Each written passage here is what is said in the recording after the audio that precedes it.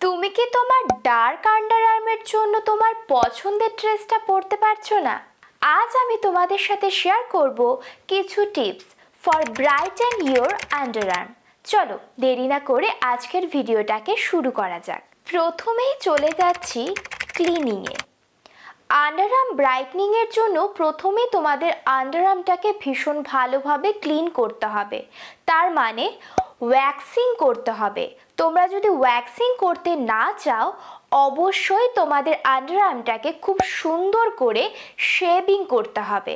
আমরা যখন regular body wash করি তখন অনেকেই আন্ডারআর্মে সোপ ইউজ করি, এটাতেও কিন্তু আন্ডারআর্ম অনেক ডার্ক হয়।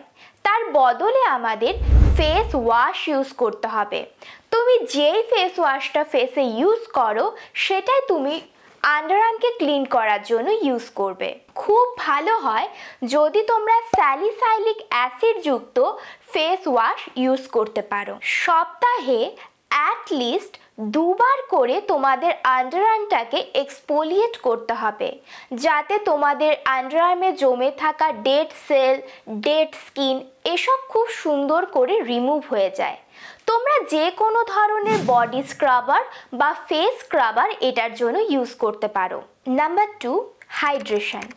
আন্ডারআর্মেও কিন্তু খুব ভালো করে হাইড্রেশন করা উচিত।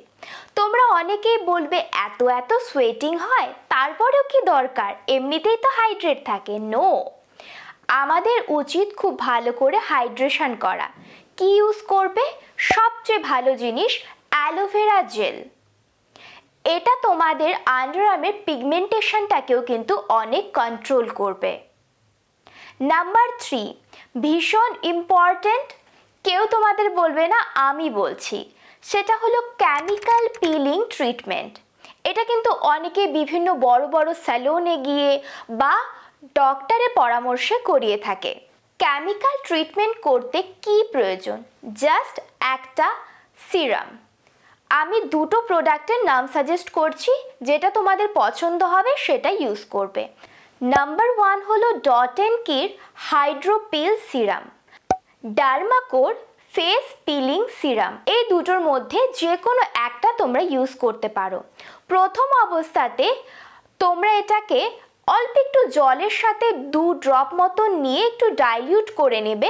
ডিরেক্ট অ্যাপ্লাই করবে না। ফার্স্ট তোমরা যখন ইউজ করছো সেটাকে একটু কটন দিয়ে আন্ডারআর্মে ইউজ করবে এবং 10 মিনিট মতন রেখে এটাকে খুব সুন্দর করে ওয়াশ করে নিতে হবে।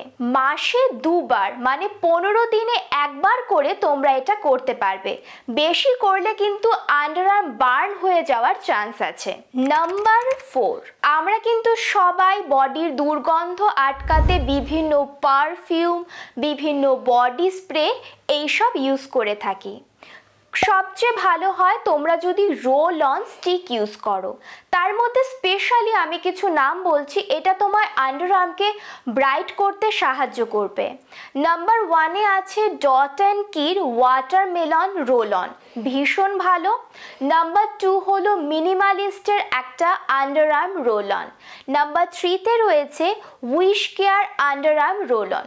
এগুলো কিন্তু শুধুমাত্র আন্ডারআর্ম ব্রাইটনিং এবং দুর্গন্ধকে আটকানোর ওপর ফোকাস করে বানানো হয়েছে, তাই তোমরা এটা ইউজ করতে পারো, কোনো ধরনের ডার্কনেস আসবে না।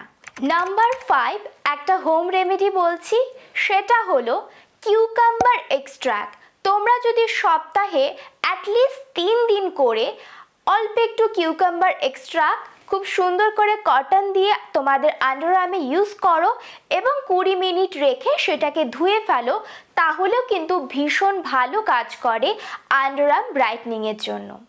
আরেকটা বিশেষ জিনিস, তোমরা চেষ্টা করবে যখন তোমরা বাড়িতে থাকবে ম্যাক্সিমাম সময় ঢিলা ঢালা জামা কাপড় আর ছোট স্লিভের জামা কাপড় পরতে, যাতে আন্ডারআর্মটা খোলামেলা থাকে, তাহলে আন্ডারআর্ম ব্রাইট হতে অনেক অনেক সাহায্য হবে।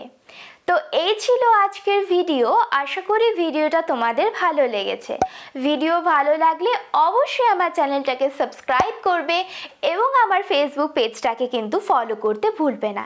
দেখা হচ্ছে আবার পরবর্তী ভিডিওতে।